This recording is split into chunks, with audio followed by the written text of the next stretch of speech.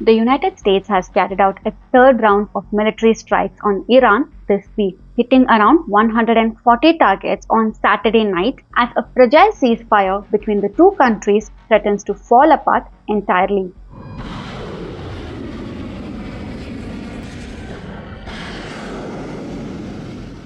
The US Central Command says the strikes came after Iranian forces attacked a Cyprus-flagged container ship in the Strait of Hormuz, leaving one crew member missing and the vessel damaged by fire. In response, American forces hit around 140 Iranian military targets on Saturday, including missile and drone sites, naval capabilities, ammunition depots, and coastal surveillance points. Over the course of this week, the US has now struck more than 300 targets across 3 rounds of strikes. US Defense Secretary Pete Hegseth said Iran made a poor choice, now they pay. This latest flare-up comes months after a war that reshaped Iran's leadership entirely. In February, a joint US and Israeli strike killed Iran's Supreme Leader Ayatollah Ali Khamenei. His son, Mojtaba Khamenei, was named the new Supreme Leader in March, backed strongly by Iran's Revolutionary Guard.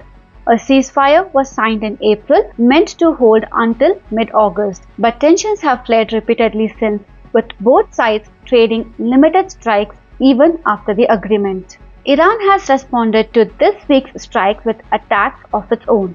Iran claims its Revolutionary Guard hit a US-linked airbase in Jordan with ballistic missiles, a claim that has not been confirmed by the American or Jordanian officials. Qatar's military said it intercepted a missile attack targeting the country, while Bahrain and the UAE also responded to missile and drone threats. Iran has since declared the Strait of Hormuz closed to all shipping until, in its words, the US intervention ends.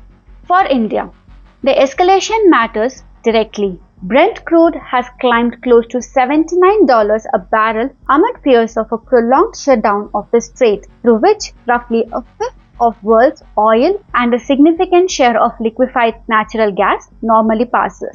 India imports over 85% of its crude oil needs, and while the government has diversified nearly 70% of its purchases away from routes through Hormuz, LPG remains far more exposed, with 90% of India's cooking gas imports still passing through the strait.